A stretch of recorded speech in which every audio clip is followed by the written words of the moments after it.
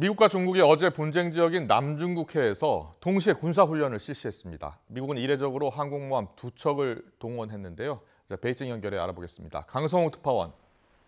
네, 베이징입니다. 네, 미국과 중국의 군사훈련이 모두 예고가 돼 있었던 겁니까? 네, 그렇습니다. 중국 하이난의 해사안전국이 남중국해의 파라셀 군도 인근에서 지난 1일부터 오늘까지 닷새 동안 군사훈련을 한다, 이렇게 주변국에 예고를 한 상태였습니다.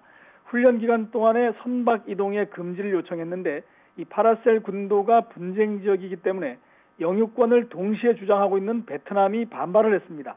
이런 상황에서 미 해군의 로널드 레이건호와 니미츠호 등 항공모함 2척이 어제 이 남중국해 해상으로 들어가서 합동훈련을 실시했습니다. 월스트리트 저널 신문은 이번 훈련에 4척의 미군 군함도 추가로 참가를 했는데 항공모함 전투기들의 24시간 타격 능력을 시험하는 훈련이었다고 전했습니다. 미 해군도 이번 훈련이 항행의 자유를 위한 목적이라면서 훈련 작전 사실을 공개했습니다. 월스트리트 저널은 항공모함 레이건호와 니미츠호가 동시에 참가한 작전은 지난 2014년 이후 6년 만에 처음이라고 보도를 했습니다.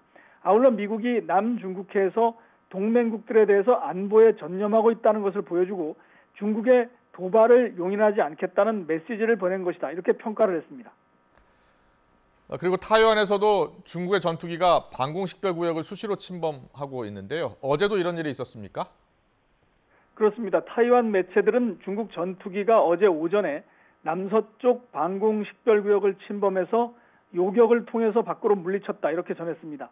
이 타이완 매체들이 타이완 공군 발표를 인용해서 이렇게 보도를 했는데 중국 군용기의 타이완 침범, 이 방공식별구역 침범은 지난달 9일 이래 이번이 벌써 10번째입니다.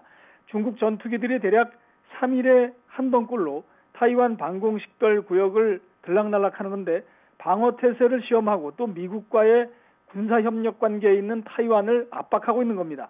이에 따라 지난달에는 인근에 있던 미 해군 정찰기와 폭격기가 타이완 인근 상공에서 경계 비행을 하면서 대응에 나서게 됐습니다.